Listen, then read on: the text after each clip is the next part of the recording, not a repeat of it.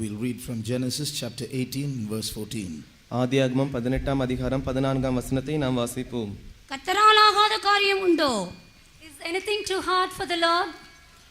We'll read also from 2 Chronicles chapter 16 and verse 9. இரண்டாம் நாளாகமம் 16ஆம் அதிகாரம் 9ஆம் வசனத்தையும் வாசிப்போம்.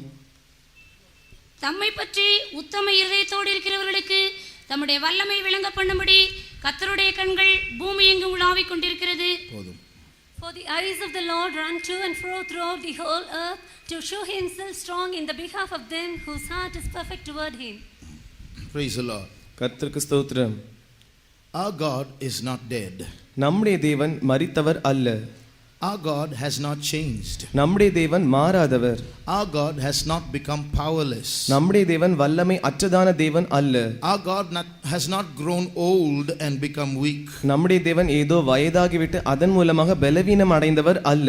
Our God has not left this planet to go somewhere else and do some other work. நம்முடைய தேவன் இந்த கிரகத்தை எங்கேயோ போக விட்டுவிட்டு அவர் வேறு ஏதோ வேலை செய்ய போகும்படியாக போகவில்லை. Our God is still a living God. நம்முடைய தேவன் இன்னும் ஜீவனோடு இருக்கிறதான தேவன். He is the same God as he was before.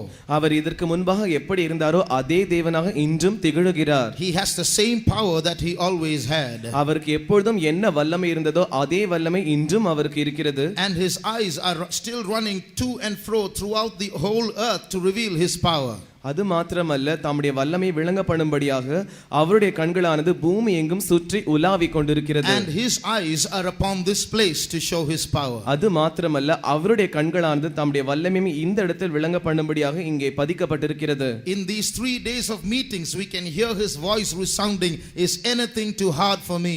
இந்த 3 நாட்களாக நடந்ததான இந்த கூட்டத்தில் என்னால் ஆகாதான காரியம் ஒன்று உண்டோ என்கிறதான அவருடைய வார்த்தையானது இங்கே தொனித்துக் கொண்டிருந்தது. We just heard a magician's testimony. ஒரு மந்திரவாதியினுடைய சாட்சியை நாம் கேட்டோம். Magicians are people who join with the devil and create evil in this world. மந்திரவாதிகள் என்று சொல்கிறதான ஜனங்களானவர்கள் பிசாசோடு கூட அவர்கள் சேர்ந்து இந்த உலகத்தில் நாச மோசத்தை விளைவிக்கிறவர்கள். But our God who's powerful is able to go and save even magicians. ஆனால் வல்லமை வாய்ந்தவராகிய நம்முடைய தேவனானவர் இந்த மந்திரவாதிகளை போய் சந்தித்து ரட்சிக்கக்கூடிய வல்லமை உள்ளவராய் இருக்கிறார். A few years ago I went visiting to a house. சில வருடங்களுக்கு முன்பாக நான் ஒரு வீட்டை சந்திக்கும்படியாய் சென்றேன். There I met a sister. அங்கே நான் ஒரு சகோதரியை சந்தித்தேன். She was sharing her testimony. அவர்கள் தங்களுடைய சாட்சி என்னோடு கூட பகிர்ந்து கொண்டிருந்தார்கள். She was always busy praying or doing ministry. அவர்கள் எப்பொழுதும் ஒன்று ஜெபித்துக் கொண்டு அலுவலாய் இருப்பார்கள், இல்லாவிட்டால் ஊழியம் செய்து அலுவலாய் இருப்பார்கள். You can either hear the sound of prayer in her house or she'll be on the streets giving tracts. ஒன்று அவர்களுடைய வீட்டில் இருந்தால் அவர்களுடைய ஜெப சத்தத்தை நாம் கேட்கலாம், இல்லாவிட்டால் அவர்கள் வீதிகளில் இருந்து கைப்பிரதிகளை விநியோகித்துக் கொண்டு இருப்பார்கள். One day as she was sitting in the house praying, ஒரு நாள் அவர்கள் தங்களுடைய வீட்டில் ஜெபித்துக் கொண்டிருக்கும் போது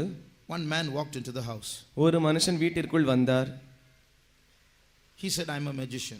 அவர் சொன்னார், நான் ஒரு மந்திரவாதி என்று சொன்னார். You say your Jesus is a true God. உம்முடைய இயேசுதான் உண்மையான தேவன் என்று நீர் சொல்லுகிறீர். Let us test and see if your Jesus is powerful. உங்களுடைய இயேசு வல்லமை உள்ளவரா இல்லையா என்று நாம் சோதித்து பார்ப்போம். So he sat opposite to her. எனவே அவர்களுக்கு அந்த சகோதரிக்கு முன்பாக இந்த மந்திரவாதி எதிராக உட்கார்ந்தார். And placed a jug of water in front of her. அவர்களுக்கு முன்பாக ஒரு பாத்திரத்தில் தண்ணீரை வைத்தார். And he challenged that sister. அந்த சகோதரியை பார்த்து இவர் சவால் விட்டார். Your Bible says that your God, if you have faith in your God, you can move a mountain. உங்களுடைய வேதாகமம் இப்படி உங்களுக்கு சொல்லுகிறது, உம்முடைய தேவனிடத்தில் உங்களுக்கு விசுவாசம் இருக்கும் என்றால் நீங்கள் ஒரு மலையை பெயர்ந்து போக பண்ணலாம். But let me see if your God is a true God. ஆனால் உங்களுடைய தேவன் உண்மையான தேவனா என்று நான் சோதித்து பார்க்கட்டும். I'm not asking you to move a mountain. I'm asking you to, in front of me, to move this jug of water. நான் உங்களை பார்த்து இந்த மலையை நகர வைக்கும்படியாக சொல்லவில்லை, உங்களுக்கு முன்பாக இந்த பாத்திரத்தில் வைக்கப்பட்டதான தண்ணீரை நகர வைக்கும்படியாய் சொல்லுகிறேன். If the Jesus you believe and the Bible you read is true, then move this jug of water. I can move it. நீங்கள் விசுவாசிக்கிறதான இயேசு உண்மையுள்ளவராக இருப்பார் என்றால், நீங்கள் வாசிக்கிறதான வேதாகமம் உண்மையுள்ளதாக இருக்கும் என்றால், நீங்கள் இந்த பாத்திரத்தை அப்படியே நகர்த்தி விட வேண்டும். நான் இந்த பாத்திரத்தின் தண்ணீரை நகர்த்துகிறேன். If you were in the place, what would you do?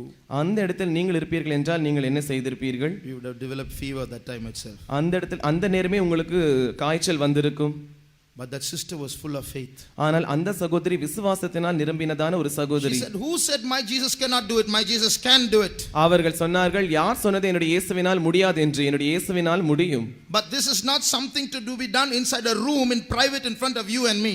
ஆனால் இந்த காரியமானது ஏதோ ஒரு அறைக்குள்ளாக உட்கார்ந்து கொண்டு உனக்கும் எனக்கும் முன்பாக தனியாக செய்ய வேண்டியதான ஒரு காரியம் அல்ல. Since you are making a challenge, let everyone know that you are making a challenge. நீ ஒரு சவால் விடுகிறபடினால் எல்லாரும் நீ என்னை பார்த்து சவால் விடுகிறாய் என்று அறிந்து கொள்ளட்டும். This is not the time to accept the challenge. இந்த நேரமானது நான் சவாலை ஏற்றுக்கொள்ளக்கூடியதான நேரம் அல்ல. But we will have this competition in front of the public.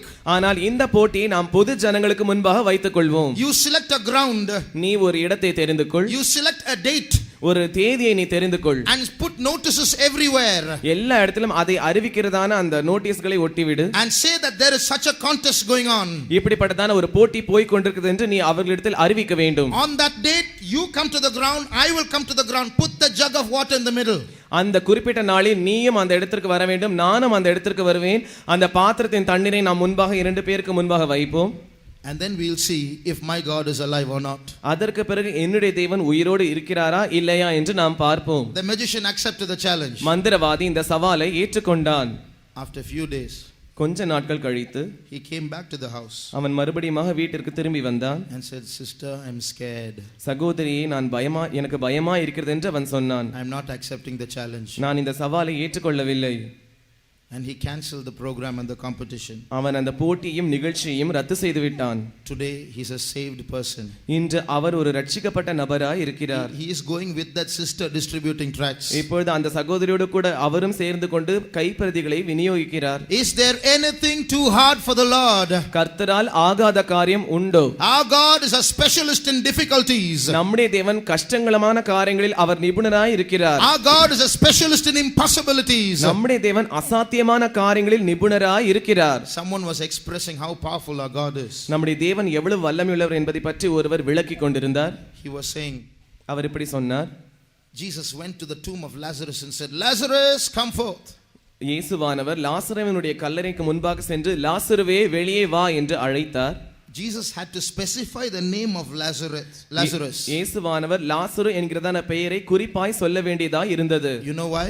ஏன் என்று உங்களுக்கு தெரியுமா? Because if he did not say Lazarus come forth but said only come forth, all the people in all the tombs there would have come out. லாசருவே வெளியே வா என்று சொல்லாமல் அவர் வெறுமையாக வா வெளியே என்று அவர் சொல்வார் என்றால் சுற்றிலும் இருக்கிறதான அத்தனை கல்லறைகளிலும் இருக்கிறதான சவங்கள் வெளியே உயிரோடு எழும்பி வந்துவிடும்.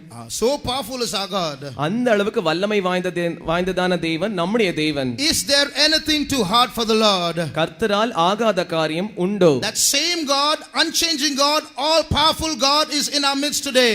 அதே தேவன், மாறாத தேவன், சர்வ வல்லமையுள்ள தேவன் நம்முடைய மத்தியில் இருக்கிறார். Shout a loud hallelujah for such a God. அப்படிப்பட்ட தேவனை பார்த்து ஒரு சத்தமாய் அல்லேலூயா சொல்லுங்கள். Hallelujah. Our God is not a God who will sit back and fold his hands and look for people to beg him, Lord, please show your power. நம்முடைய தேவன் ஏதோ அவர் அப்படியே கைகளை கட்டி உட்கார்ந்து கொண்டிருக்கும் போது ஜனங்கள் அவரை பார்த்து தயவு செய்து எங்களுக்கு விடுதலை தாரும் ஆண்டவரே என்று நம்மை கெஞ்ச வைக்கிற தேவன் நம்முடைய தேவன் அல்ல. He is a God who longs to show his power. தம்முடைய வல்லமை விளங்க பண்ணும்படியாக அவர் ஏங்கிக் கொண்டிருக்கிறதான தேவனாய் இருக்கிறார். The reason why that power is not being revealed is not because he has gone to sleep, not because he is powerless. The fault is on our side. அவருடைய வல்லமை நம்முடைய மத்தியில் விளங்காமல் இருக்கிறதான காரணம் என்னவென்றால் அவர் ஏதோ தூங்க போய்விட்டார் என்று அல்ல, அவரிடத்தில் ஏதோ வல்லமை குறைந்து விட்டது என்று அல்ல, அது நம்முடைய சார்பில் தான் இருக்கிறது. Yesterday we heard how we lack faith.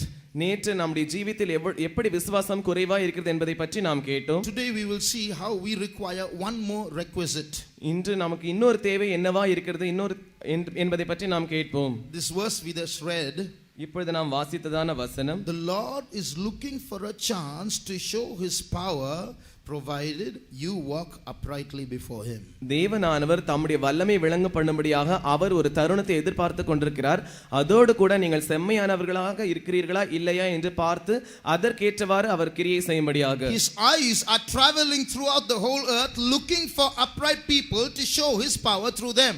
அவருடைய கண்களானது பூமி எங்கும் சுற்றி உலாவிக் கொண்டிருக்கிறது. ஏனென்றால் உத்தம இருதயத்தோடு இருக்கிறவர்கள் மூலமாக அவர் தம்முடைய வல்லமையை விளங்க பண்ணும்படியாக.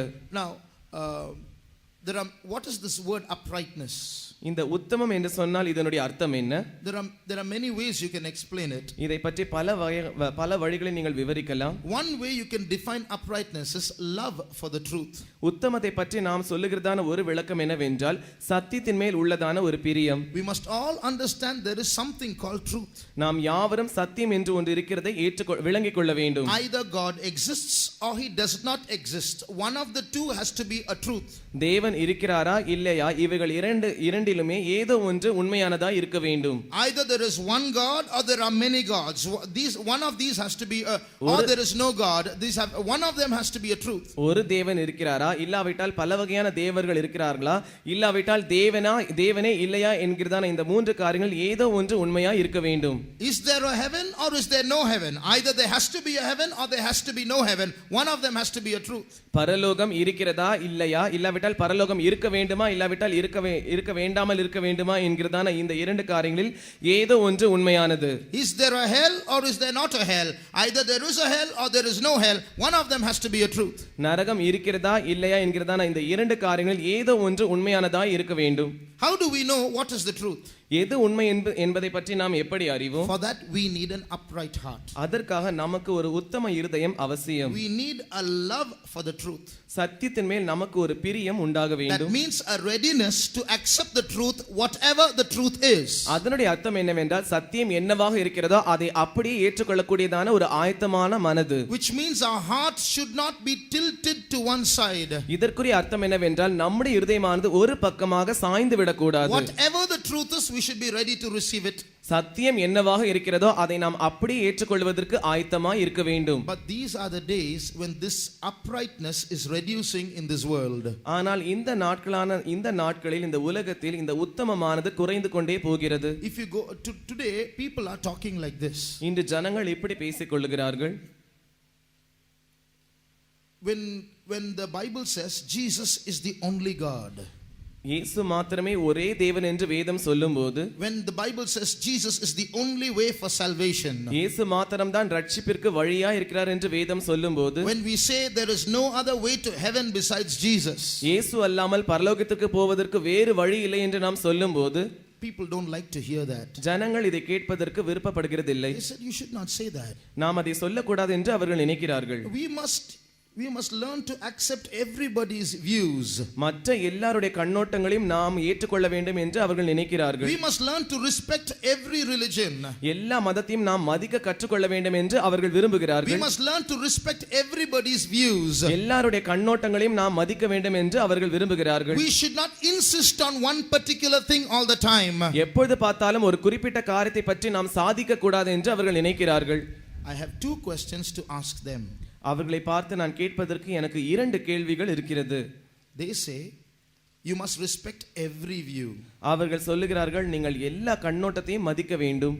Then why don't they accept the Christian view? அப்படியாக இருக்கும் என்றால் அவர்கள் ஏன் இந்த கிறிஸ்தவ கண்ணோட்டத்தை மதிக்கிறதில்லை, ஏற்றுக்கொள்கிறதில்லை? When they say you must accept every view and respect every view, let them respect our view that Jesus is the only way. எல்லா கண்ணோட்டத்தையும் மதிக்க வேண்டும் என்று அவர்கள் சொல்லும்போது இந்த கிறிஸ்தவ கண்ணோட்டத்தை மட்டும் அவர்கள் ஏன் மதிக்காமல் இருக்கிறார்கள்? Let them accept this way also. இந்த வழியையும் இந்த மார்க்கத்தையும் அவர்கள் ஏற்றுக்கொள்ளட்டுமே. So when they say respect every view, they are not respecting this view. எல்லா கண்ணோட்டத்தையும் மதிக்க வேண்டும் என்று அவர்கள் சொல்லும்போது இந்த கண்ணோட்டத்தை அவர்கள் மதிக்கிறதில்லையே. Second question. இரண்டாவது கேள்வி. They say we should not insist on one thing.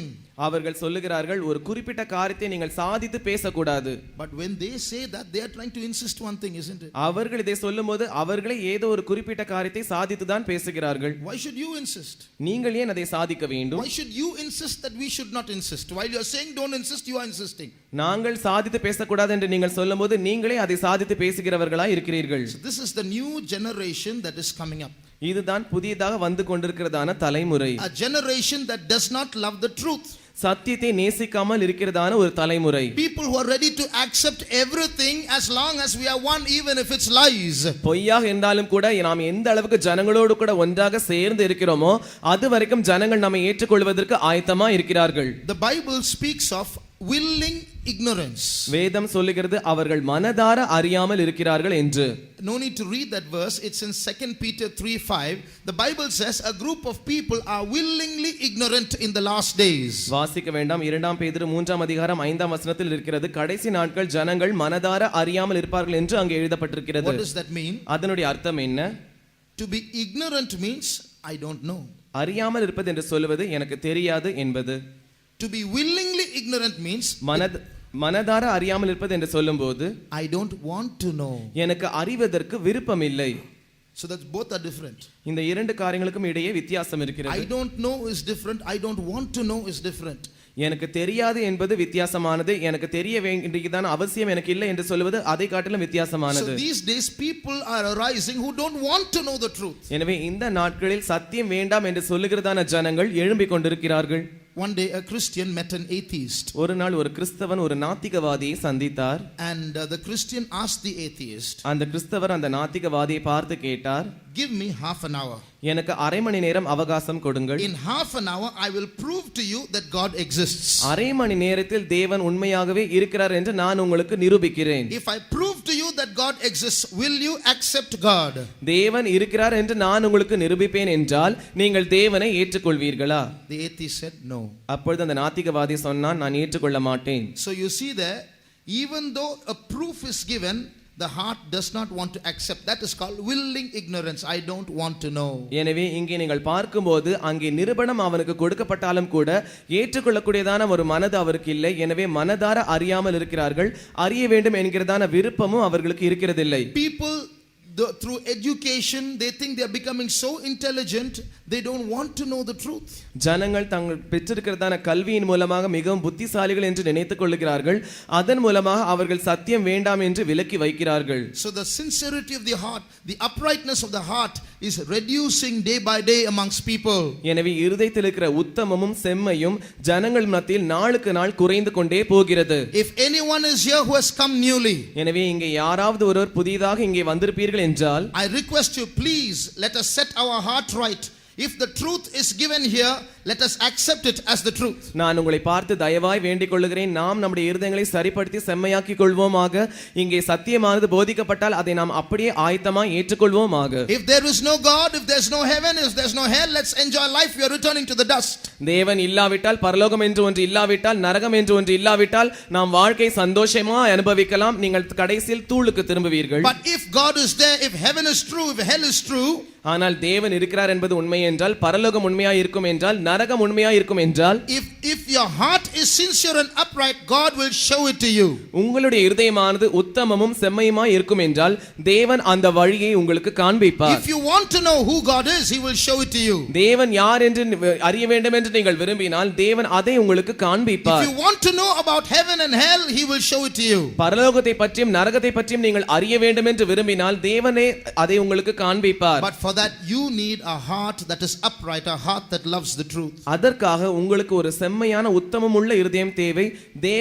தேவனுடைய சத்தியத்தை நேசிக்கிறதான ஒரு மனது உங்களுக்கு தேவை. Some people, because of their religious upbringing, they are very stubborn about their own understanding of things. சில ஜனங்கள் தங்களுடைய குறிப்பிட்ட மதத்தில் அவர்கள் பக்தி வைராக்கியமாய் வளர்க்கப்படுகிறபடியினால் தாங்கள் எதை அறிந்திருக்கிறார்களோ அதை பற்றி மிகவும் அவர்கள் முரட்டாட்டம் உள்ளவர்களாய் இருக்கிறார்கள். So if God tells us what the truth is, சத்தியம் என்னவென்று தேவன் அவர்களிடத்தில் சொல்லும்போது we should be ready to accept it. நாம் அதை ஏற்றுக்கொள்வதற்கு ஆயத்தம் உள்ளவர்களாய் இருக்க வேண்டும். There was a man who was mentally affected. மன ரீதியில் பாதிக்கப்பட்டதான ஒரு மனுஷன் இருந்தான். He kept thinking he was dead.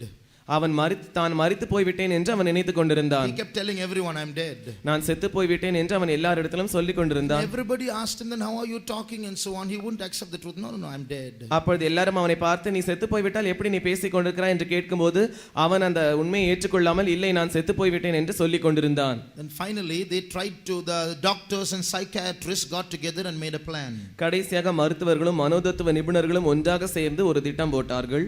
Somehow we should make him prove he's alive. எப்படியாவது இவன் உயிரோடு இருக்கிறான் என்று நாம் இவனுக்கு நிரூபித்து காட்ட வேண்டும். So they told him a truth. எனவே அவனுக்கு அவர்கள் ஒரு உண்மையை சொன்னார்கள். Only living people will bleed. உயிரோடு இருக்கிற ஜனங்களுக்கு மாத்திரம் தான் ரத்தம் வரும் என்று அவர்கள் சொன்னார்கள். Only living people will bleed.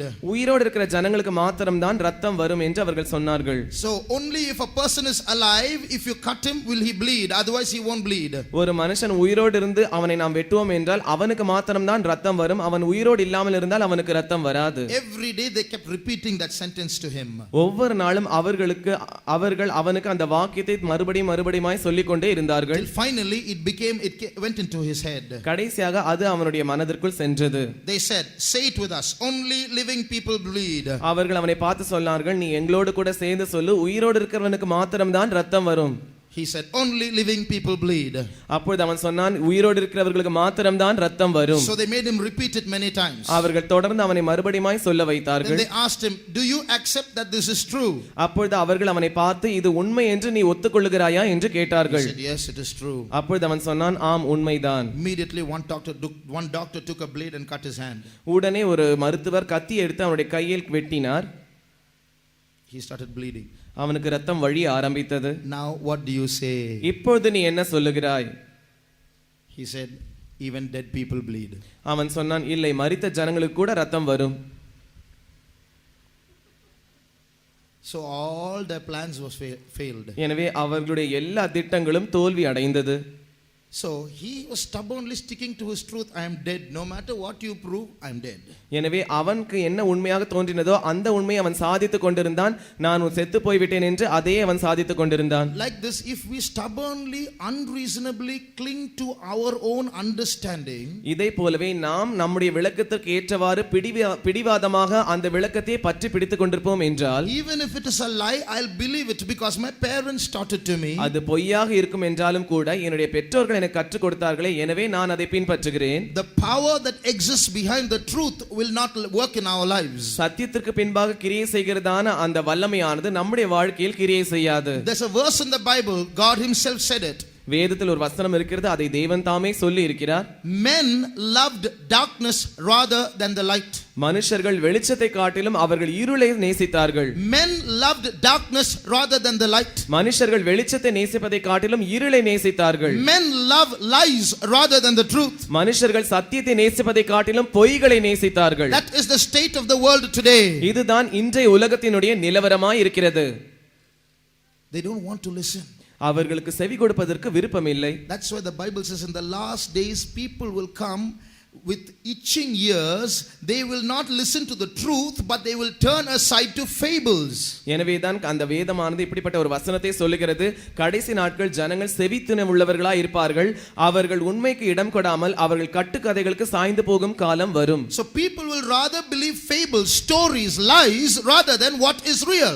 எனவே ஜனங்கள் எது நிஜமா இருக்கிறதோ அதை நம்புவதற்கு பதிலாக கதைகளையும் பொய்களையும் அவர்கள் நம்பிக்கொண்டிருப்பார்கள். In such a situation, இப்படிப்பட்ட சூழ்நிலையில் the devil is creating that atmosphere. பிசாசானவன் இதற்கேற்ற ஒரு சூழ்நிலையை உண்டாக்கி கொண்டிருக்கிறான். So when the antichrist comes with lies, எனவே அந்த கிறிஸ்துவானவன் பொய்களோடு கூட இறங்கி வரும்போது it's very easy for him to take over the world. உலகத்தை தன் பக்கமாய் எடுத்துக்கொண்டு போவதற்கு அவன் மிகவும் எளிதாய் இருக்கும். Dear brother, dear sister, do you know the Bible prophesies that one man is going to rule the whole world very soon?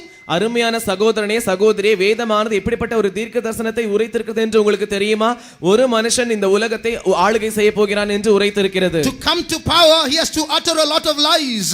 அவன் ஆளுகைக்கு வர வேண்டும் வரும்படியாக அவன் அநேக பொய்களை சொல்ல வேண்டியதா இருக்கிறது. And if our heart lacks uprightness, we'll believe all those lies. அது மாத்திரமல்ல, நம்முடைய இதயத்தில் செம்மையான காரியமானது குறைவா இருக்கும் என்றால் நாம் பொய்களை நம்ப ஆரம்பிப்போம். He will say peace, peace, peace and come into power.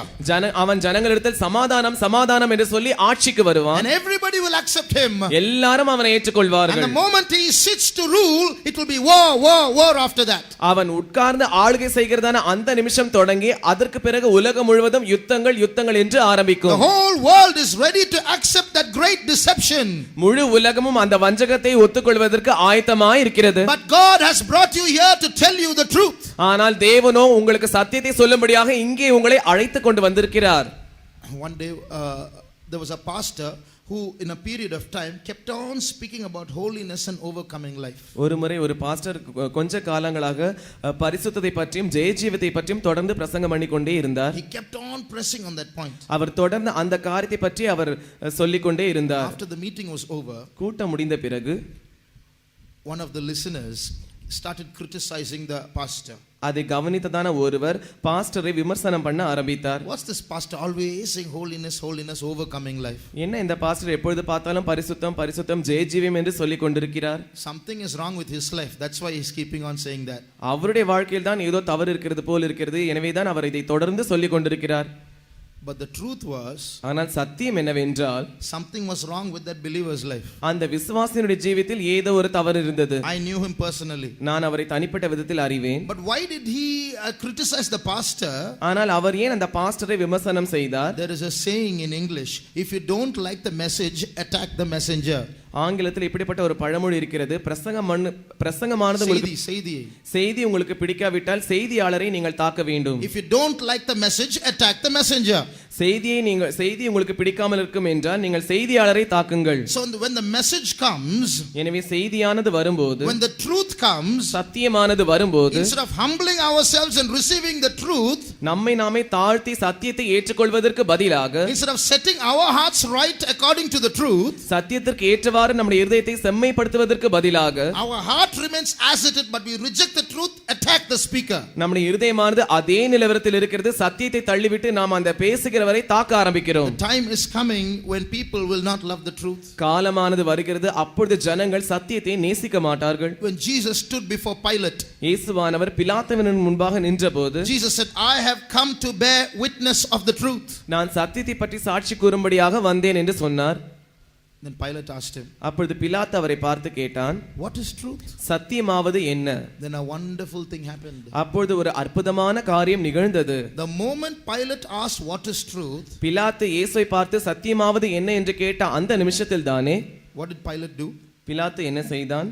Read John chapter 18 37 and 38. யோவான் 18 அதிகாரம் 37 38 வசனங்களை வாசியுங்கள். அப்பொழுது பிலாத்து அவரை நோக்கி, அப்படியானால் நீ ராஜாவோ என்றான். இயேசு பிரதியுத்தரமாக, நீ சொல்கிறபடி நான் ராஜாதான். சத்தியத்தை குறித்து சாட்சி கொடுக்க நான் பிறந்தேன். இதற்காகவே இந்த உலகத்தில் வந்தேன். சத்தியவான் எவனும் என் சத்தம் கேட்கிறான் என்றார். அதற்கு பிலாத்து, சத்தியமாவது என்ன என்றான். மறுபடியும் அவன் யூதரிடத்தில் வெளியே வந்து, நான் அவனிடத்தில் ஒரு குற்றமும் காணேன். He asked, Pilate therefore said unto him, art thou a king then? Jesus answered, thou sayest that I am a king.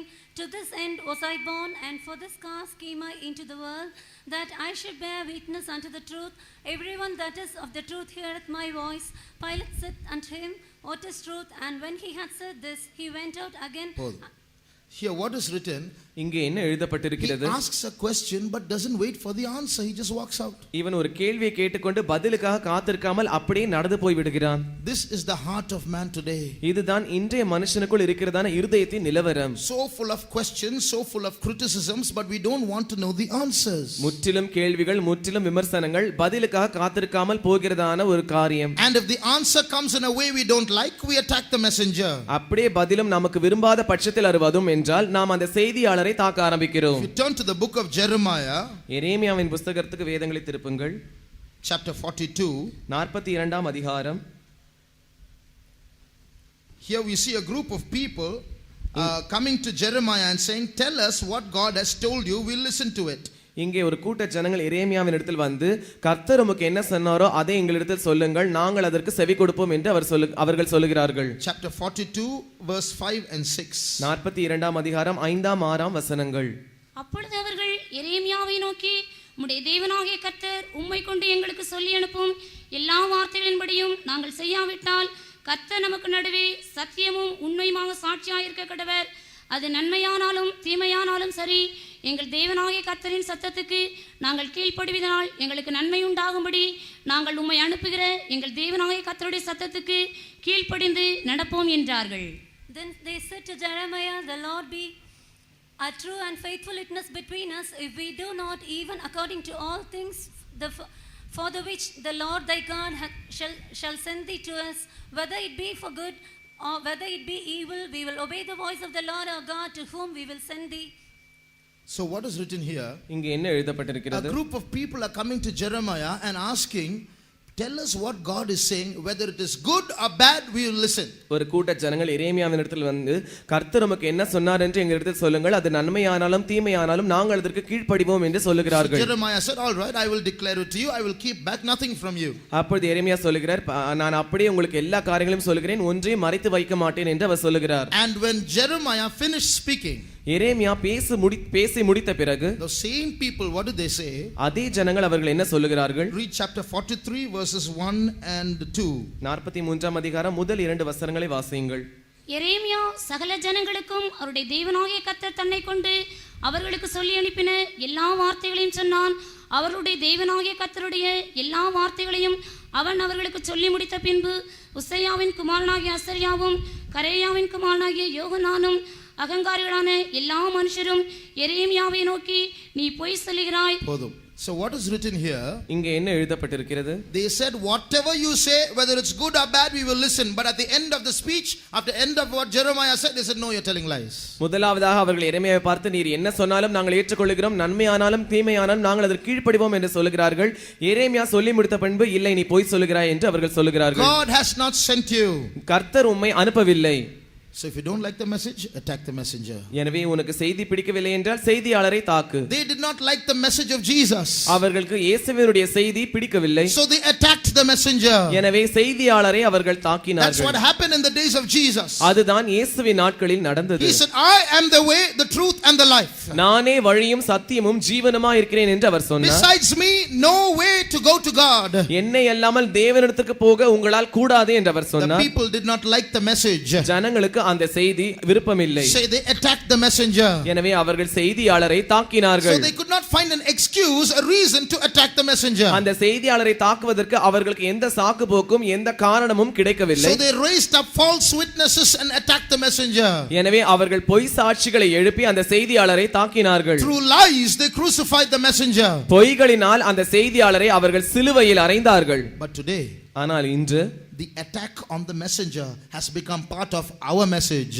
அந்த செய்தியாளரை தாக்குகிறதான அந்த தாக்குதலானது நம்முடைய செய்தியினுடைய ஒரு பகுதியாக மாறிவிட்டது. The attack on Jesus has become part of our message. இயேசுவின் மேல் இருந்ததான அந்த தாக்குதலானது நம்முடைய செய்தியின் ஒரு பகுதியாய் மாறிவிட்டது. They attacked him through envy.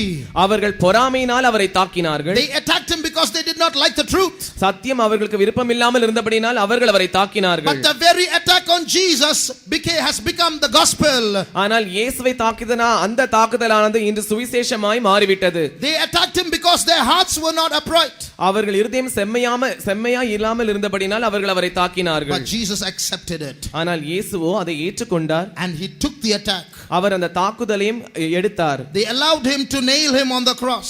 அவர் தம்மை சிலுவையில் அறையும்படி He allowed them to nail him on the cross. அவர்கள் அவரை சிலுவையில் அறையும்படியாக அவர் தம்மை ஒப்புக்கொடுத்தார். Today that has become our message. இன்று அதுவே நம்முடைய செய்தியாய் மாறி இருக்கிறது. Today the death of Jesus, the attack on Jesus has become the center of the message of Christianity. இன்று இயேசுவினுடைய மரணமானது இயேசுவை தாக்கினதான அந்த தாக்குதலானது கிறிஸ்தவத்தினுடைய ஒரு மையமாய் மாறிவிட்டது. No other God has died for people. எந்த மற்ற தேவனும் ஜனங்களுக்காக மரிக்கவில்லை. In every religion there are philosophies, there are good teachings, we do not deny it. எல்லா மதங்களிலும் தத்துவங்கள் இருக்கிறது, நல்ல போதனைகள் இருக்கிறது, அதை நாங்கள் மறுக்கிறதில்லை. But which God has loved the people enough to give his life? ஆனால் எந்த தேவன் தம்முடைய ஜனங்களுக்காக மரிக்கிற அளவுக்கு நேசித்து தம்முடைய ஜீவனை கொடுத்திருக்கிறார்? Jesus did not die because he could not face the enemies. இயேசுவானவர் ஏதோ சத்துருக்களை எதிர்க்க முடியாமல் இருந்தபடியினால் அவர் மரித்து போகவில்லை. Jesus said, if I think in my mind I can bring down 72,000 angels and kill you all. இயேசு சொன்னார், நான் என்னுடைய மனதிலே நினைத்தால் போதும் 72,000 தூதர்களை நான் கொண்டு வந்து உங்கள் எல்லாரையும் கொன்று போட என்னால் முடியும். One angel, the Bible says, killed 1,85,000 people. Then 72,000 angels could have killed the entire earth's population. வேதமானது இப்படி சொல்லுகிறது, ஒரு தூதனானவன் 185,000 பேரை அவன் கொன்று போட்டான் என்று சொல்லுகிறது. அப்படியாக இருக்கும் என்றால் 72,000 தூதர்கள் சென்று முழு பூமியில் இருக்கிறவர்களையும் கொன்று போட்டிருப்பார்கள். So Jesus was saying, if I want to, I can make the whole world extinct of human beings. எனவே இயேசுவானவர் இப்படி சொன்னார், நான் விரும்பினேன் என்றால், நான் நினைத்தேன் என்றால் இந்த முழு பூமியுமே ஒன்றுமில்லாமல் ஜனங்களை கொன்று போட்டு மனுஷன் இல்லாத பூமியாய் நான் மாற்ற முடியும். But he did not think. ஆனால் அவரோ அதை நினைக்கவில்லை. Jesus allowed the attack on himself. இயேசு தம்மேல் வந்ததான அந்த தாக்குதலுக்கு இடம் கொடுத்தார். Because he loved the people. ஏனென்றால் அவர் ஜனங்களை நேசித்தார். He loved not Christians. அவர் கிறிஸ்தவர்களை மாத்திரம் He நேசிக்கவில்லை. loved every human being on earth. பூமியில் இருக்கிற ஒவ்வொரு மனுஷ பிறவியையும் அவர் He நேசித்தார். loved not only rich people. அவர் ஏதோ ஐஸ்வர்யவான்களை மாத்திரம் He நேசிக்கவில்லை. loves every human being on earth. பூமியில் இருக்கிற எல்லா மனுஷர்களையும் அவர் நேசித்தார். My Jesus loves the president of America as much as he loves the beggar on the street. என்னுடைய இயேசுவானவர் அந்த அமெரிக்க ஜனாதிபதியை எப்படி நேசிக்கிறாரோ அதே அளவுக்கு தெருவில் இருக்கிறதான பிச்சைக்காரனையும் அவர் நேசிக்கிறார். You and I are supposed to be dead. நீங்களும் நானும் மரித்திருக்க வேண்டும். The Bible says every sin has a punishment and the punishment is death. வேதம் சொல்லுகிறது ஒவ்வொரு பாவத்திற்கும் ஒரு தண்டனை உண்டு, அந்த தண்டனை மரணம். So you and I are the ones supposed to die because the Bible says there's no one who has not sinned. எனவே நீங்களும் நானும் தான் மரித்திருக்க வேண்டும், ஏனென்றால் பாவம் செய்யாதவன் ஒருவனும் இல்லை என்று வேதம் சொல்லுகிறது. But God could not stay there in heaven to watch every man die. ஆனால் ஒவ்வொரு மனுஷனும் மரித்துக் கொண்டிருப்பதை பார்த்துக்கொண்டு தேவனால் அங்கே இருக்க முடியவில்லை. He came down to his own. அவர் தம்முடைய சொந்தக்காரர்களிடத்தில் வந்தார். But his own received him not. ஆனால் அவருடைய சொந்த ஜனங்களோ அவரை ஏற்றுக்கொள்ளவில்லை. They are the ones who hated him. அவரை பகைத்தவர்கள் அவர்களாய் இருந்தார்கள். They said you're a liar. நீ ஒரு பொய்யன் என்று அவர்கள் You சொன்னார்கள். say you're God, you're not God. நீர் தேவன் அல்ல என்று அவர்கள் சொன்னார்கள். You have a devil inside you. உமக்குள்ளே பிசாசு இருக்கிறது என்று அவர்கள் சொன்னார்கள். You're a drunkard. நீ ஒரு மதுபான பிரியன் என்று அவர்கள் சொன்னார்கள். You're a glutton. நீ ஒரு போஜன பிரியன் என்று அவர்கள் You're a சொன்னார்கள். friend of sinners. நீ பாவிகளின் நண்பன் என்று அவர்கள் So சொன்னார்கள். you can't be God. எனவே நீர் தேவனாய் இருக்க So முடியாது. they made a plan and killed him. எனவே அவர்கள் ஒரு திட்டம் தீட்டி அவரை கொலை செய்தார்கள். In the plan of God, God gave him permission to die. தேவனுடைய திட்டத்தில் தேவனானவர் அவருக்கு மரணிக்கும்படியான ஒரு தண்டனையை கொடுத்தார். Permission to ஒரு die. அனுமதியை கொடுத்தார். God allowed Jesus to die so that you and I might not die. நீங்களும் நானும் மரிக்காமல் இருக்கும்படியாக தேவனானவர் இயேசுவை மரிக்கும்படியாக அனுமதி கொடுத்தார். One day in a Christian home, a mother died. ஒரு நாள் ஒரு கிறிஸ்தவ வீட்டில் ஒரு தாயார் மரித்து போனார்கள். The little girl was there, 4 years old. அங்கே ஒரு சிறிய பெண் பிள்ளை இருந்தால் 4 வயது. About 4 years old. ஏறக்குறைய 4 வயது. When she saw her mother's body, அவள் தன்னுடைய தாயாரனுடைய சரீரத்தை பார்த்தபோது, the father was a preacher. அவளுடைய தகப்பனார் ஒரு பிரசங்கியாராய் இருந்தார். He would often say, Jesus died for you. அவர் அடிக்கடி இப்படி சொல்லுவார், இயேசு உங்களுக்காக மரித்தார் என்று. Jesus died so that you may not die. நீங்கள் மரிக்காமல் இருக்கும்படியாக இயேசு உங்களுக்கு மரித்தார். Then this little child asked a question. அப்பொழுது இந்த சிறிய பிள்ளை ஒரு கேள்வியை கேட்டது. Daddy, you often say Jesus died so that we may not die. அப்பா, நீங்கள் அடிக்கடி நாம் மரிக்காமல் இருக்கும்படியாக இயேசு மரித்தார் என்று சொல்லுகிறீர்கள். Then why did mommy die? அப்படியாக இருக்கும் என்றால் ஏன் அம்மா மரித்து போனார்கள்? He did not have an answer to say for a minute. ஒரு நிமிஷத்திற்கு அந்த கேள்விக்கு என்ன பதில் சொல்ல வேண்டும் என்று அவர் அறியாமல் இருந்தார். Suddenly he saw a lorry standing on the roadside. திடீரென்று சாலையில் ஒரு லாரி நிற்பதை அவர் பார்த்தார். And the shadow of the lorry stretched across the road. அந்த லாரியினுடைய நிழலானது அந்த சாலையின் மேல் நீண்டு பட்டிருந்தது. Then he asked the girl, do you see that lorry there? அப்பொழுது அந்த சிறிய பிள்ளை அவர் பார்த்து, அங்கே உன்னால் லாரியை பார்க்க முடிகிறதா என்று கேட்டார். Yes.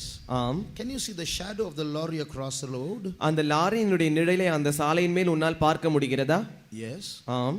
Would you like the lorry to go over your head or the shadow to go over your head? அந்த லாரியானது உன்னுடைய தலையின் மேல் போவதற்கு நீ விருப்பம் கொள்வாயா, இல்லாவிட்டால் அந்த லாரியினுடைய நிழல் உன்மேல் படும்படியாக நீ விருப்பமாய் இருப்பாயா? I would like the shadow to go over my head. அந்த லாரியினுடைய நிழல் என்னுடைய தலையின் மேல் போவதற்கு நான் விருப்பமாய் இருக்கிறேன். Do you know, child, the lorry went over Jesus' head, the shadow went over mommy's head. பிள்ளையே, உனக்கு தெரியுமா, லாரியானது இயேசுவினுடைய தலையின் மேல் ஏறி சென்றது, அந்த லாரியினுடைய நிழலானது அம்மாவின் மேல் ஏறி சென்றிருக்கிறது. Jesus faced the actual death and today mommy is only facing what is the shadow of death. She is only sleeping. இயேசுவானவர் உண்மையான மரணம் எதுவோ அந்த மரணத்தை சந்தித்தார். அம்மா இன்று மரணத்தினுடைய நிழலை தான் சந்தித்திருக்கிறார்கள். Hallelujah. Today this gospel of the cross is the power of God. இன்று இந்த சிலுவையின் சுவிசேஷமானது தேவனுடைய வல்லமையாய் இருக்கிறது. 1 minute shall we close our eyes? ஒரு நிமிடம் நாம் யாவரும் நம்முடைய கண்களை மூடுவோம். If there's anyone who does not believe this truth, இங்கே இருக்கிற யாராவது ஒருவராவது இந்த சத்தியத்தை ஒத்துக்கொள்ளாமல் நம்பாமல் இருப்பீர்கள் என்றால், if there's anyone here living a life of sin, ஒரு பாவ வாழ்க்கை இங்கே யாராவது செய்து கொண்டிருப்பீர்கள் என்றால், This is the truth. இதுதான் சத்தியம். Jesus died for you. இயேசுவானவர் உங்களுக்காக மரித்தார். If with an upright heart you will accept this truth, ஒரு உத்தமமுள்ள இருதயத்தோடு நீங்கள் இந்த சத்தியத்தை ஏற்றுக்கொள்வீர்கள் என்றால், you may be a murderer of 10 people. நீங்கள் ஒருவேளை 10 பேரை கொலை செய்ததான ஒரு கொலை பாதகனாய் இருக்கலாம். You may be a prostitute. ஒருவேளை நீங்கள் ஒரு விபச்சாரக்காரனாய் இருக்கலாம். You may be a continuous drunkard. இல்லாவிட்டால் நீங்கள் ஒரு தொடர்ந்து குடிக்கிறதான ஒரு மதுபானக்காரனாய் Or you இருக்கலாம். may be a chain smoker. இல்லாவிட்டால் நீங்கள் தொடர்ந்து புகைப்பிடிக்கிறவராய் இருக்கலாம். It does not matter. அது தேவனுக்கு காரியமே அல்ல. The punishment that should have met you, Jesus has taken. உங்களை சந்திக்க வேண்டியதான அந்த தண்டனையை இயேசு எடுத்துக்கொண்டார். The lorry went over his head and the shade over yours. லாரியானது அவருடைய தலையின் மேல் ஏறி சென்றது, அதனுடைய நிழல் தான் உங்கள் மேல். If you believe in him, நீங்கள் அவரை நம்பினால், Jesus says, இயேசு சொல்லுகிறார், he that believeth on me, என்னை விசுவாசிக்கிறவன் though he were dead, yet shall he live. அவன் மரித்தாலும் பிழைப்பான். Whosoever liveth and believeth in me shall never die. என்னை விசுவாசித்து இருக்கிறவன் அவன் மரிக்க மாட்டான். Will you give your heart to Jesus? உங்களுடைய இருதயத்தை நீங்கள் இயேசுவினிடத்தில் கொடுப்பீர்களா? If you believe that he died for you, அவர் உங்களுக்காக மரித்தார் என்று நீங்கள் நம்புவீர்கள் என்றால், if you believe that he shed his blood for you, அவர் தம்முடைய இரத்தத்தை உங்களுக்காக சிந்தினார் என்று நீங்கள் விசுவாசிப்பீர்கள் என்றால், did you not hear the testimony how one drop of blood from the cross from the feet of Jesus entered into that brother's head and healed him? நீங்கள் சாட்சியில் கேட்டீர்களே, அந்த சாட்சியில் சிலுவையில் தொங்கப்பட்டதான அந்த இயேசுவினுடைய பாதத்திலிருந்து ஒரு சொட்டு ரத்தமானது அவருடைய தலையின் மேல் விழுந்தது, அவருடைய தலை முழுவதும் பரவி அவருடைய புண்ணை அது சுகமாக்கினது. That blood can heal your soul and heal your body too. அந்த இரத்தமானது உங்களுடைய ஆத்மாவை குணப்படுத்தும், உங்களுடைய சரீரத்தை சுகமாக்கும். No matter how terrible your sin might be, உங்களுடைய பாவம் எவ்வளவு பயங்கரமான இருந்தாலும் பரவாயில்லை, no matter how often you have been committing that sin, நீங்கள் அந்த பாவத்தை அடிக்கடி செய்திருந்தாலும் பரவாயில்லை, that blood of Jesus has the power to cleanse you. அந்த இயேசுவின் இரத்தமானது உங்களை சுத்தமாக்குவதற்கு வல்லமை உள்ளது. The death of Jesus has the power to deliver you. இயேசுவின் மரணமானது உங்களை விடுவிக்கிறதுக்கு வல்லமை உள்ளதா இருக்கிறது. Today sin is a mighty power in the world. இன்று பாவமானது உலகத்தில் ஒரு பெரிய வல்லமையாய் இருக்கிறது. Everybody trembles before sin. எல்லாரும் பாவத்திற்கு முன்பாய் நடுங்குகிறார்கள். The tallest man in the world is a slave to sin. உலகத்தில் மிகவும் உயரமாய் இருக்கிறதான நபர் கூட பாவத்திற்கு அடிமையாய் இருக்கிறார். The heaviest man in the world is a slave to sin. உலகத்தில் பலசாலியாய் இருக்கிற மனுஷனும் பாவத்திற்கு அடிமையாய் இருக்கிறார். The richest man in the world is a slave to sin. உலகத்திலே பெரிய பணக்காரராய் இருக்கிற மனுஷனும் பாவத்திற்கு அடிமையாய் The இருக்கிறார். most educated man in the world is a slave to sin. உலகத்தில் அதிகமாக படித்ததான மனுஷன் கூட பாவத்திற்கு அடிமையாய் The இருக்கிறார். most beautiful person in the world is a slave to sin. உலகத்திலே மிக அழகா இருக்கிறதான நபர் கூட பாவத்திற்கு அடிமையாய் இருக்கிறார். While it holds every human being under its grip. பாவமானது தன்னுடைய பிடியில் எல்லா மனுஷர்களையும் வைத்திருக்கிறது. With your eyes closed, உங்களுடைய கண்கள் மூடின பிரகாரம் look at the cross. சிலுவையை நோக்கி பாருங்கள். There was a man hanging on the cross. அங்கே ஒரு மனுஷன் சிலுவையில் மேல் தொங்கிக் கொண்டிருக்கிறார். In him is no beauty. அவருக்குள் சௌந்தரியம் இல்லை. He was a man who was not rich. அவர் ஐஸ்வரியமுள்ள மனுஷன் He அல்ல. was an ordinary man. அவர் ஒரு சாதாரண மனுஷன். His name is Jesus. அவருடைய நாமம் இயேசு. And as he stands there impaled on the cross, அவர் அந்த சிலுவையில் தொங்கப்பட்டதான அந்த நிலவரத்தில் நின்று கொண்டிருக்கும் போதுதானே the sin that is so powerful controlling every human in the world, எல்லா உலகத்தில் இருக்கிற எல்லா மனுஷர்களையும் ஆட்சி செய்து கொண்டிருக்கிறதான இந்த வல்லமை வாய்ந்ததான பாவம் is trembling before Jesus. இயேசுவுக்கு முன்பாய் நடுங்குகிறது. It is trembling before Jesus. அது இயேசுவுக்கு முன்பாய் நடுங்குகிறது. The foot of Jesus is on the head of sin. இயேசுவின் பாதமானது பாவத்தின் தலையின் மேல் இருக்கிறது. Today he has the power to deliver you from sin.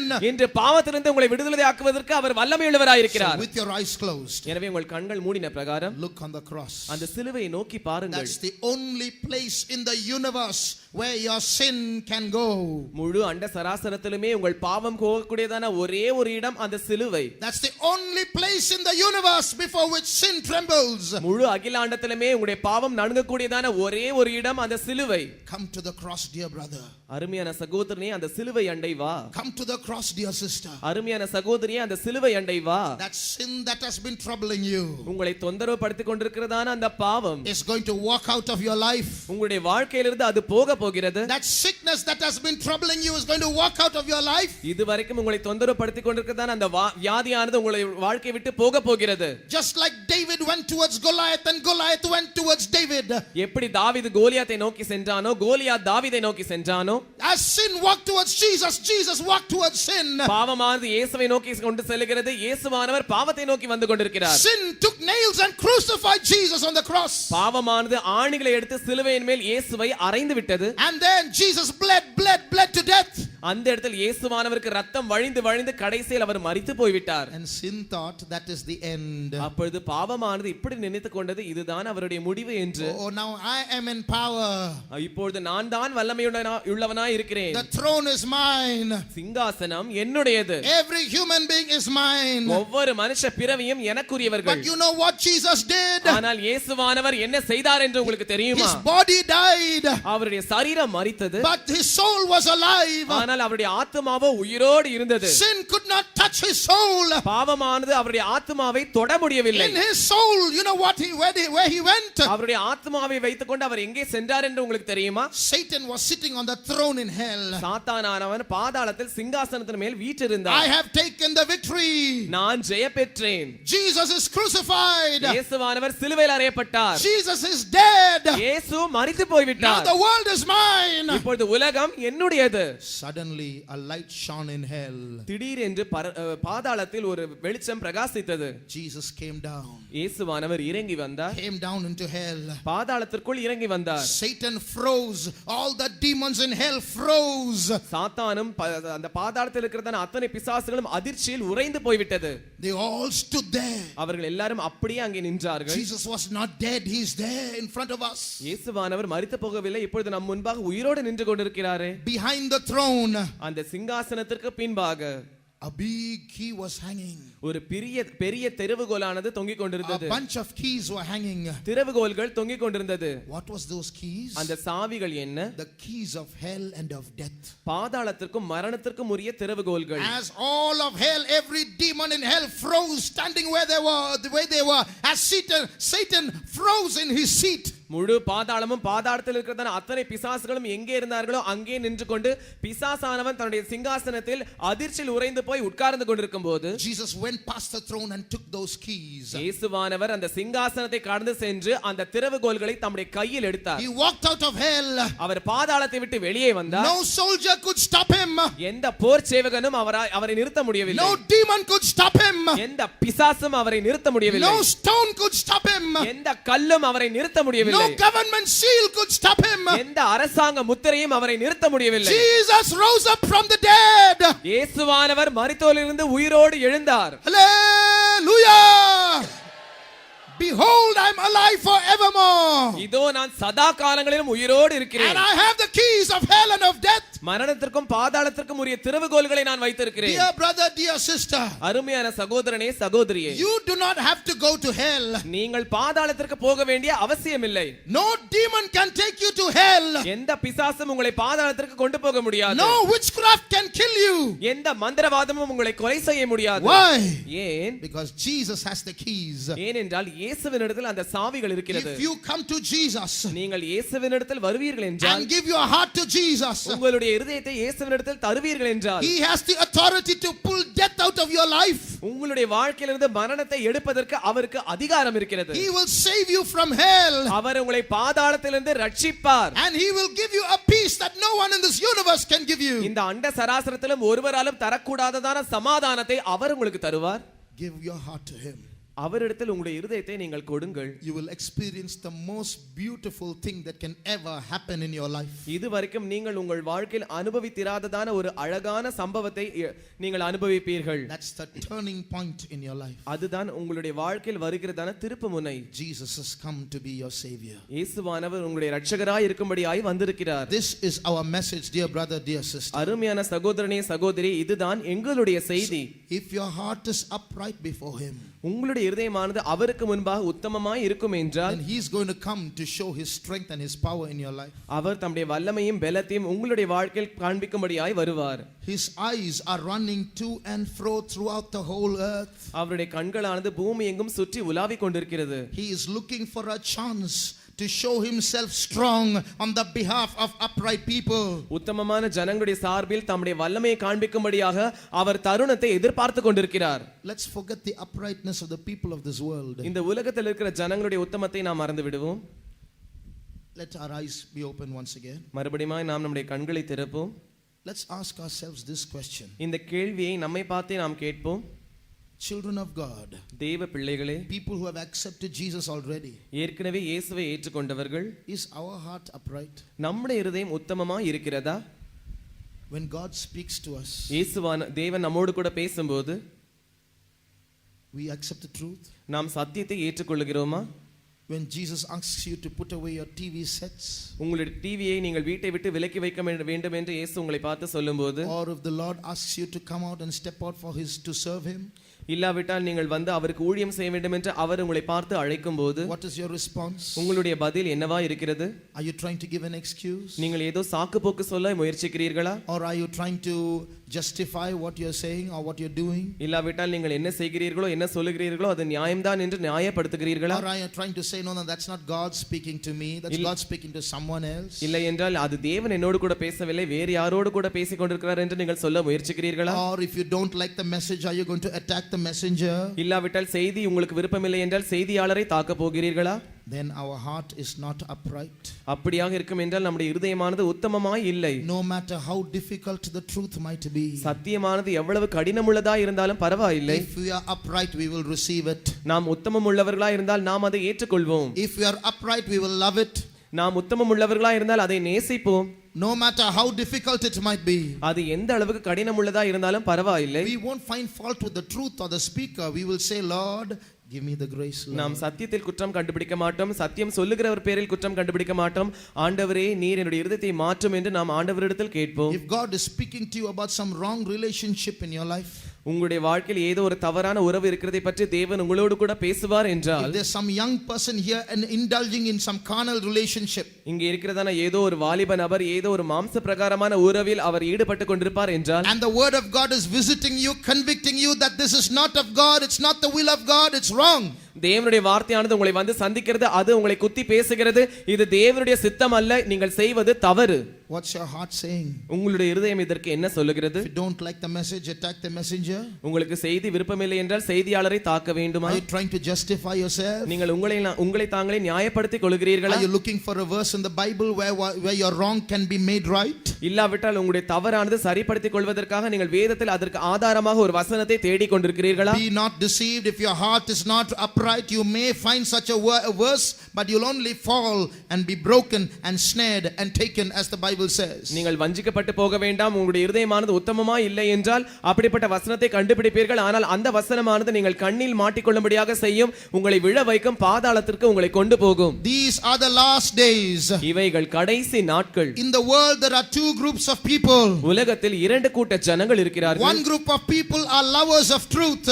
ஒரு கூட்ட ஜனங்கள் சத்தியத்தை நேசிக்கிறவர்கள். Another group of people, they are lovers of lies. மற்றொரு கூட்ட ஜனங்கள் அவர்கள் பொய்களை You நேசிக்கிறவர்கள். know why they love the lies? அவர்கள் ஏன் பொய்களை நேசிக்கிறார்கள் என்று உங்களுக்கு தெரியுமா? Because they can live as they like. ஏனென்றால் அவர்களுக்கு எப்படி விருப்பமோ அப்படியே வாழ்ந்து கொள்ளலாம். They can live according to their own lusts. அவர்கள் தங்களுடைய சொந்த இச்சைகளுக்கு ஏற்றவாறு வாழ்ந்து கொள்ளலாம். If they love the truth, they have to submit to the truth. அவர்கள் சத்தியத்தை நேசிப்பார்கள் என்றால் சத்தியத்திற்கு அவர்களை அர்ப்பணிக்க வேண்டுமே. They'll have a God who tells them laws to keep, do this, don't do this.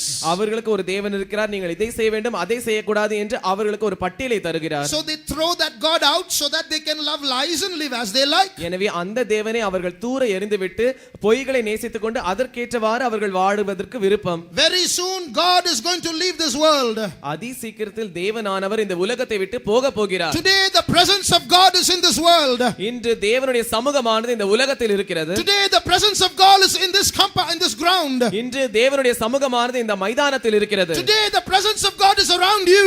இன்று தேவனுடைய சமூகமானது உங்களை சூழ்ந்து இருக்கிறது. Today the voice of God is speaking to you. இன்று தேவனுடைய வார்த்தையானது உங்களை பார்த்து பேசிக் கொண்டிருக்கிறது. But a day is coming. ஒரு நாள் வரப்போகிறது. It's coming very soon. அது வெகு விரைவில் வந்து கொண்டிருக்கிறது. The presence of God will be no more in this world. அதற்கு பிறகு தேவனுடைய சமூகமானது உலகத்தில் இருக்காது. God is going to leave. தேவனானவர் போக போகிறார். His voice will no more be heard in this world. அதற்கு பிறகு இந்த உலகத்தில் அவருடைய சத்தம் கேட்கப்படாது. But when he leaves, ஆனால் அவர் போகும்போது he's going to take a group of people with him. அவர் தம்மோடு கூட ஒரு கூட்ட ஜனங்களை கூட்டிக் கொண்டு போக A போகிறார். group of people who have loved the truth. சத்தியத்தை நேசித்ததான அந்த கூட்ட ஜனங்கள். But before he leaves, ஆனால் அவர் போவதற்கு முன்பாக his eyes are traveling throughout the whole world. அவருடைய கண்களானது முழு பூமி எங்கும் சுற்றி கொண்டிருக்கிறது. And he's looking for people with upright hearts. உத்தமமுள்ள இருதயத்தோடு இருக்கிற ஜனங்களை அவர் தேடிக் கொண்டிருக்கிறார். And through them a worldwide revival is going to break out. அவர்கள் மூலமாக உலகளாவிய எழுப்புதலானது வரப்போகிறது. Through them a worldwide revival is going to break out. அவர் மூலமாக முழு உலகத்திலும் ஒரு பெரிய எழுப்புதல் வரப்போகிறது. The whole world is going to see the power of that God who challenged, is anything too hard for me. முழு உலகமும் அவருடைய வல்லமையை காண போகிறது. என்னால் ஆகாத காரியம் ஒன்று உண்டோ என்று சவால் விட்டதான அவருடைய வல்லமையை அது பார்க்க போகிறது. They are going to see how powerful that God is. அந்த தேவனானவர் எவ்வளவு வல்லமையுள்ளவர் என்று அவர்கள் பார்க்க And போகிறார்கள். if you walk uprightly before him, those who see it are going to see it, because God is going to use you to reveal his power. நீங்கள் அவருக்கு முன்பாக உத்தமமாய் இருப்பீர்கள் என்றால் அவருடைய வல்லமையை பார்த்தவர்கள் மறுபடியும் அவருடைய வல்லமையை பார்க்க கூடியவர்களாய் இருக்கிறார்கள். So God is going to use you in the last days. எனவே கடைசி நாட்களில் தேவன் உங்களை பாவிக்க போகிறார். Dear brother, dear sister, அருமையான சகோதரனே சகோதரியே, dear friend, அருமையான நண்பனே, do you love the truth? நீங்கள் சத்தியத்தை நேசிக்கிறீர்களா? If you love the truth, நீங்கள் சத்தியத்தை நேசிப்பீர்கள் என்றால் and I want you to acknowledge three things. நான் மூன்று காரியங்களை நீங்கள் ஒத்துக்கொள்ளும்படியாக வேண்டிக் கொள்கிறேன். There are three truths I want to place before you. உங்களுக்கு முன்பாக நான் வைப்பதற்கு மூன்று சத்தியங்கள் இருக்கிறது. If your heart is sincere, you may accept it. உங்களுடைய இருதயமானது உத்தமமாய் உண்மையாய் இருக்கும் என்றால் நீங்கள் அதை ஏற்றுக்கொள்ளலாம். Or if you feel that what we are saying from here is a lie, you may reject it. இல்லாவிட்டால் நாங்கள் இங்கே இருந்து என்ன சொல்லுகிறோமோ அது பொய் என்று நீங்கள் உணர்வீர்கள் என்றால் நீங்கள் இதை புறக்கணிக்கலாம். The first thing, முதலாவது காரியம், the first truth, முதலாவது சத்தியம், I am a sinner. நான் ஒரு பாவி. Let every person listening to these words acknowledge, I am a sinner. இந்த வார்த்தைகளை கேட்டுக்கொண்டிருக்கிறதான ஒவ்வொரு நபரும் நான் ஒரு பாவி என்று அவர்கள் ஒத்துக்கொள்ளட்டும். Even as I speak to you, I accept this truth that I am a sinner. உங்களோடு கூட பேசிக் கொண்டிருக்கிற நான் தானே இந்த சத்தியத்தை நான் ஏற்றுக்கொள்கிறேன். நான் ஒரு பாவி. Before that holy God, அந்த பரிசுத்தமுள்ள தேவனுக்கு முன்பாக, before that sinless God, அந்த பாவமில்லாத தேவனுக்கு முன்பாக, before the most holy God, அந்த மகா பரிசுத்தமுள்ள தேவனுக்கு முன்பாக, I am only covered by his grace. I am a sinner. நான் அவருடைய கிருபையினால் மூடப்பட்டிருக்கிறேன். நான் ஒரு பாவி. That's the first truth. இதுதான் முதலாவது சத்தியம். Will you accept this, dear brother, dear sister? அருமையான சகோதரனே சகோதரியே, நீங்கள் இந்த சத்தியத்தை ஏற்றுக்கொள்வீர்களா? The second truth, இரண்டாவது சத்தியம், Jesus is Savior. இயேசுவே இரட்சகர். Not only that, அது மாத்திரமல்ல, he alone is Savior. அவரே இரட்சகர். There is no other Savior besides him. அவரை அல்லாமல் இரட்சகர் இல்லை. Do you accept this truth? இந்த சத்தியத்தை நீங்கள் ஏற்றுக்கொள்கிறீர்களா? Jesus is not one of the many saviors. He alone is Savior. இயேசுவானவர் இருக்கிறதான பல இரட்சகர்களில் அவர் ஒரு இரட்சகர் அல்ல. அவரே இரட்சகர். அவர் மாத்திரம்தான் இரட்சகர். Do you accept this second truth? இந்த இரண்டாவது சத்தியத்தை நீங்கள் ஒத்துக்கொள்கிறீர்களா? The third truth. மூன்றாவது சத்தியம், If you accept the first two truths, நீங்கள் இந்த முன்பாக சொல்லப்பட்டதான் அந்த இரண்டு சத்தியங்களையும் நீங்கள் ஏற்றுக்கொள்வீர்கள் என்றால், then the third truth comes. மூன்றாவது சத்தியம் வருகிறது. There is nothing too hard for the Lord. கர்த்தரால் ஆகாத காரியம் ஒன்றுமில்லை. Whatever is the need of your life, உங்களுடைய வாழ்க்கைக்கு என்ன தேவையாய் இருந்தாலும், whatever is the shortfall in your life, உங்களுடைய வாழ்வில் என்ன குறைவு இருந்தாலும், whatever is the burden of your life, உங்களுடைய வாழ்வில் என்ன வகையான பாரம் இருந்தாலும், whatever is the attack on your life, உங்களுக்கு என்ன தாக்குதல் இருந்தாலும், do you believe this third truth? இந்த மூன்றாவது சத்தியத்தை நீங்கள் விசுவாசிக்கிறீர்களா? There is nothing too hard for the Lord. கர்த்தரால் ஆகாத காரியம் இல்லை. If you accept these three truths, இந்த மூன்று சத்தியங்களையும் நீங்கள் ஏற்றுக்கொள்வீர்கள் என்றால், then in one sense you are an upright person. ஒரு அர்த்தத்தில் நீங்கள் ஒரு உத்தமமான நபர். God is going to reveal his power through you. தேவன் தம்முடைய வல்லமையை உங்கள் மூலமாக வெளிப்படுத்த You போகிறார். are not going to be healed, you are not only going to be healed, you are going to be a healer. நீங்கள் சுகமாக்கப்படுவது மாத்திரம் அல்ல, நீங்கள் மற்றவர்களை சுகமாக்கப்படுகிறதான சுகம் கொடுக்கிறவர்களாக இருப்பீர்கள். You are not only going to be saved, you are going to be one who leads to salvation. நீங்கள் ரட்சிக்கப்படுவது மாத்திரமல்ல, மற்றவர்களை ரட்சிப்புக்குள் வழிநடத்தக்கூடியவர்களாக இருப்பீர்கள். You are not only going to be freed from demons, you are going to have the power to cast out demons. பிசாசு உங்களை விட்டு ஓட போவது மாத்திரமல்ல, நீங்கள் பிசாசுகளை துரத்துகிறவர்களாக இருப்பீர்கள். But before that, ஆனால் அதற்கு முன்பாக you must understand one thing. நாம் ஒரு காரியத்தை விளங்கிக் கொள்ள வேண்டும். These upright people whom God is looking for, தேவன் தேடுகிறதான இந்த உத்தமமுள்ள ஜனங்கள், they are all weak people. அவர்கள் யாவரும் பலவீனராய் இருக்கிறதான ஜனங்கள். One moment the grace of God leaves them, they are back in the dungeon of sin. ஒரு நிமிடம் தேவனுடைய கிருபையானது அவர்களை விட்டு போய்விட்டால் அவர்கள் மறுபடியும் குப்பை தொட்டிக்குள் போய்விடுவார்கள். They will be once again in the dungeon of sin. அந்த பாவத்தினுடைய அந்த சிறைக்குள் அவர்கள் போய்விடுவார்கள். We are all kept by the grace of God. நாம் யாவரும் தேவனுடைய கிருபையினால் காக்கப்பட்டிருக்கிறோம். Before we close, நாம் முடிப்பதற்கு முன்பாக we want to ask you one question. நான் உங்களை பார்த்து ஒரு கேள்வியை கேட்க விரும்புகிறேன். If there is anyone here who acknowledges, yes, I'm a weak person. இங்கே இருக்கிறதான யாராவது ஒருவராவது ஆம் நான் ஒரு பலவீனமான மனுஷன் என்று சொல்லுவீர்கள் என்றால், If there's anyone here who acknowledges, yes, I'm a weak person. இங்கே இருக்கிறவர் யாராவது ஒருவராவது ஆம் நான் ஒரு பலவீனமுள்ள மனுஷன் என்று சொல்லுவீர்கள் என்றால், If you realize without the grace of God I cannot live this life. தேவனுடைய கிருபை இல்லாமல் என்னால் இந்த வாழ்க்கையை செய்ய முடியாது என்று நீங்கள் உணர்வீர்கள் என்றால், I live only by the grace of God. நான் தேவனுடைய கிருபையினால் மாத்திரம்தான் உயிரோடு It's இருக்கிறேன். because of the grace of God I am not consumed. தேவனுடைய கிருபை இருப்பதனால் தான் நான் பட்சிக்கப்பட்டு போகவில்லை. If you agree that you are weak and you are here only by the grace of God, நீங்கள் பலவீனர் என்றும் நீங்கள் இங்கே இருப்பது தேவனுடைய கிருபையினால் மாத்திரம்தான் என்றும் நீங்கள் ஒத்துக்கொள்வீர்கள் என்றால், as a testimony to your weakness உங்களுடைய பலவீனத்திற்கு ஒரு சாட்சியாக and as a testimony to the grace of God, தேவனுடைய கிருபைக்கு ஒரு சாட்சியாக you may stand up where you are. நீங்கள் எங்கே இருக்கிறீர்களோ அங்கே எழும்பி நிற்கலாம்.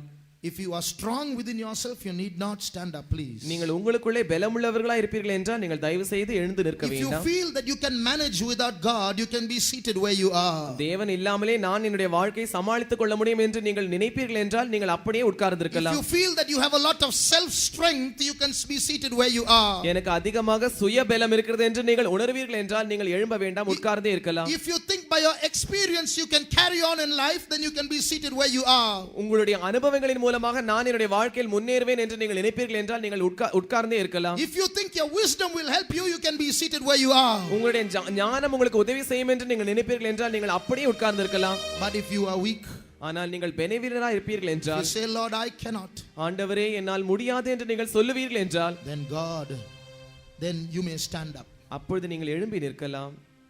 And as you stand up, நீங்கள் எழும்பி நிற்கும்போது தானே the eyes of the Lord that were wandering throughout the whole world பூமி எங்கும் சுற்றி உலாவிக் கொண்டிருக்கிறதான கர்த்தருடைய கண்கள் is now being fixed in this place. இப்பொழுது இந்த இடத்தில் பதிக்கப்பட்டிருக்கிறது. It has stopped moving. It has stopped moving. அது அசைவதை விட்டு நின்று விட்டது. It is now watching you. இப்பொழுது அது உங்களை கவனித்துக் கொண்டிருக்கிறது. Because your heart is upright. ஏனென்றால் உங்களுடைய இருதயமானது உத்தமமாய் இருக்கிறது. Your heart is upright in that it is acknowledged its weakness. உங்களுடைய இருதயமானது உத்தமமாய் இருந்து அதோடு கூட அது பலவீனமாய் இருக்கிறது என்றும் ஒத்துக்கொண்டிருக்கிறது. Your heart is upright because it is acknowledged that it is weak. உங்களுடைய இருதயமானது உத்தமமாய் இருக்கிறது ஏனென்றால் அது பலவீனமாய் இருக்கிறது என்று ஒத்துக்கொண்டதினால். Your heart is upright because it clings to the grace of God. உங்களுடைய இருதயமானது தேவனுடைய கிருபையை பற்றி பிடித்தபடியினால் உங்களுடைய இருதயம் உத்தமமானது. Dear brother, dear sister, அருமையான சகோதரனே சகோதரியே, we have only a few days in this planet Earth. இந்த பூமியாக கிரகத்தில் நமக்கு கொஞ்ச நாட்கள் தான் இருக்கிறது. Very soon we are going to leave this world. அதி சீக்கிரத்தில் நாம் இந்த உலகத்தை விட்டு போக போகிறோம். But we have an enemy. ஆனால் நமக்கு ஒரு சத்துரு இருக்கிறார். There is a dragon with 7 heads waiting to swallow the upright. 7 தலைகளை வைத்துக் கொண்டிருக்கிறதான ஒரு வலு சர்ப்பமானது உத்தமமானவர்களை விழுங்கும்படியாய் காத்துக் கொண்டிருக்கிறது. There is a dragon who knows our weakness. நம்முடைய பலவீனங்களை அறிந்திருக்கிறதான ஒரு வலு சர்ப்பம் இருக்கிறது. And is looking for a chance to swallow you and me. உங்களையும் என்னையும் விழுங்கும்படியாக அது தருணத்தை பார்த்து கொண்டிருக்கிறது. Yes, we know those 7 heads are stronger than us. ஆம், அந்த 7 தலைகளும் நம்மை காட்டிலும் பலம் உள்ளது என்று நாம் அறிந்திருக்கிறோம். Yes, we know that dragon is wiser than us. ஆம், அந்த வலு சர்ப்பமானது நம்மை காட்டிலும் ஞானம் உள்ளது என்று நாம் அறிந்திருக்கிறோம். Yes, we know that dragon is stronger than us. ஆம், அந்த வலு சர்ப்பமானது நம்மை காட்டிலும் சக்தி வாய்ந்தது என்று நாம் அறிந்திருக்கிறோம். Yes, we know that dragon is faster than us. அந்த வலு சர்ப்பமானது நம்மை காட்டிலும் வேகமானது என்று நாம் அறிந்திருக்கிறோம். But remember, ஆனால் நினைவில் கொள்ளுங்கள், remember one thing. ஒரு காரியத்தை நீங்கள் நினைவில் கொள்ளுங்கள். We weak human beings are not alone. பலவீனராகிய மனுஷர்களாகிய நாம் தனியாக இல்லை. We human beings are not alone. மனுஷர்களாகிய நாம் தனியாக இல்லை. We have a captain captain. நமக்கு ஒரு தலைவர் இருக்கிறார். We have a captain. நமக்கு ஒரு தலைவர் இருக்கிறார். His name is Jesus. அவருடைய பெயர்தான் இயேசு. And he is with us. அவர் நம்மோடு கூட இருக்கிறார். And his grace is with us. அவருடைய கிருபையானது நம்மோடு கூட His இருக்கிறது. eyes are upon us. அவருடைய கண்களானது நம்மேல் இருக்கிறது. He is going to reveal his power in us. அவர் தம்முடைய வல்லமையை நமக்குள் விளங்க பண்ண போகிறார். He is going to reveal his power through us. அவர் நம் மூலமாக தம்முடைய வல்லமையை விளங்க பண்ண போகிறார். Can you hear his voice? அவருடைய சத்தத்தை உங்களால் கேட்க முடிகிறதா? Can you hear his voice? அவருடைய சத்தத்தை உங்களால் கேட்க முடிகிறதா? Is anything too hard for me? என்னால் ஆகாத காரியம் ஒன்று உண்டோ? Is anything too hard for me? என்னால் ஆகாத காரியம் ஒன்று உண்டோ? Is anything too hard for me? என்னால் ஆகாத காரியம் ஒன்று Is உண்டோ? anything too hard for me? என்னால் ஆகாத காரியம் ஒன்று உண்டோ? That dragon is waiting to swallow the man child. அந்த வலு சர்ப்பமானது அந்த ஆண் பிள்ளை விழுங்கும்படியாய் முயற்சித்து But you கொண்டிருக்கிறது. know what is going to happen? ஆனால் என்ன நடக்க போகிறது என்று உங்களுக்கு You தெரியுமா? know what is going to happen? என்ன சம்பவிக்க போகிறது என்று உங்களுக்கு That தெரியுமா? man child is not just going to escape to the throne of God. அந்த ஆண் பிள்ளையானது தேவனுடைய சிங்காசனத்திற்கு தப்பி போவது மாத்திரமல்ல, That man child is going to crush the heads of those dragon and then escape. அந்த ஆண் பிள்ளையானது அந்த வலு சர்ப்பத்தினுடைய தலைகளை மிதித்து நசுக்கிவிட்டு அதற்கு பிறகு போக போகிறது. The victory is ours. ஜெயமோ நம்முடையது. The victory is ours. ஜெயமோ நம்முடையது. The victory is ours. ஜெயமோ நம்முடையது.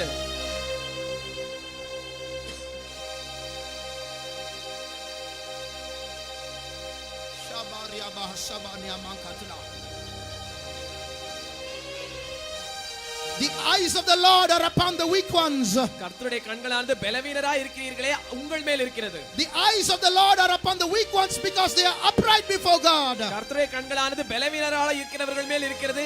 ஏனென்றால் அவர்களுடைய இருதயமானது தேவனுக்கு முன்பாய் உத்தமமாய் இருக்கிறது. A voice is being heard. ஒரு சத்தமானது கேட்கப்பட்டு Is கொண்டிருக்கிறது. anything too hard for me? என்னால் ஆகாத காரியம் உண்டோ?